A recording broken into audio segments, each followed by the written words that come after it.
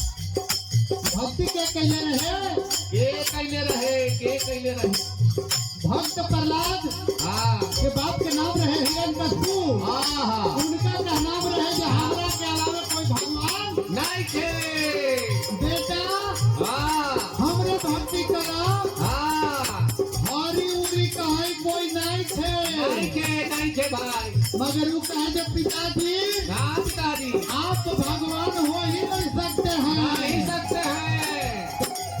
तो ना करवा हमार भक्ति तक का होई से सुना।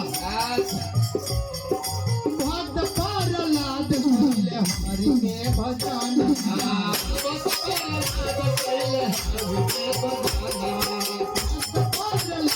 कहले हरि के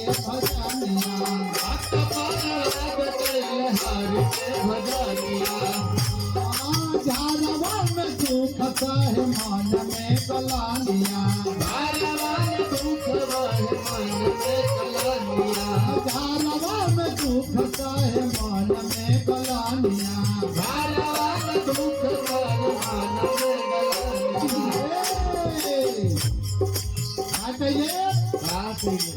ना बनले तो धर के गाछ में बांध के बाप रे बाप और देवे लगे कैसे बाजे लागल घोड़ावा के मारबा बाजे लागल घोड़ावा के मारबा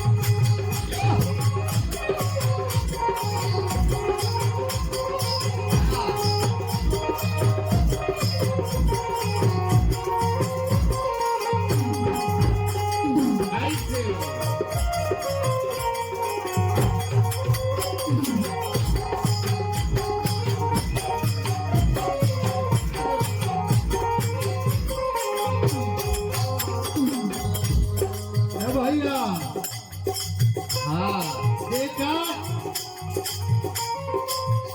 गुरु भाई गुरु बहना जो आप लोग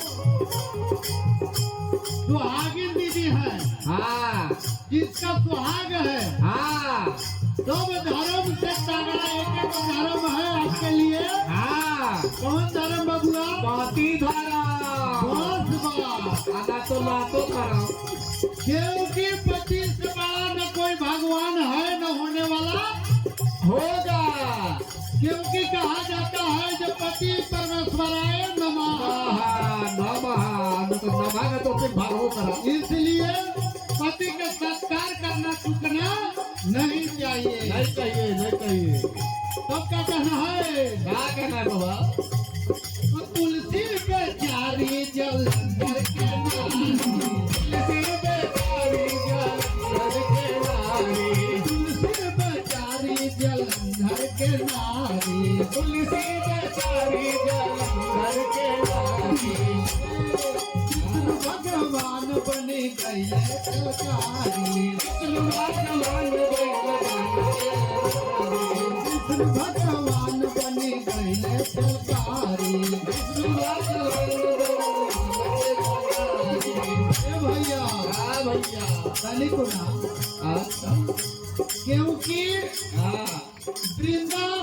वृंदे के नाम तुलसी, जो तुलसी दल है वृंदे विष्णु जी के आशीर्वाद के द्वारा हाँ हुआ है ना। हाँ हाँ तो वृंदा इतना पतिव्रता थी हाँ जी। जो उनका पति जलंधर हमारे भोलेनाथ के भी 7 बार हरा चुके। वाह जब तक वृंदा के पतिव्रता धर्म भंग नहीं हुआ तब तक केहू ओकरा मारे वाला पैदा। नहीं है। तो विष्णु भगवान जलंधर के रूप बना के जाके जब वृंदा के सतभंग कैले हाँ तब जो है वृंदा के पति जलंधर मारल गईले। हाँ तो विष्णु भगवान बनी विष्णु भगवान विष्णु भगवान बनी गईले सरकारी, विष्णु भगवान भगवान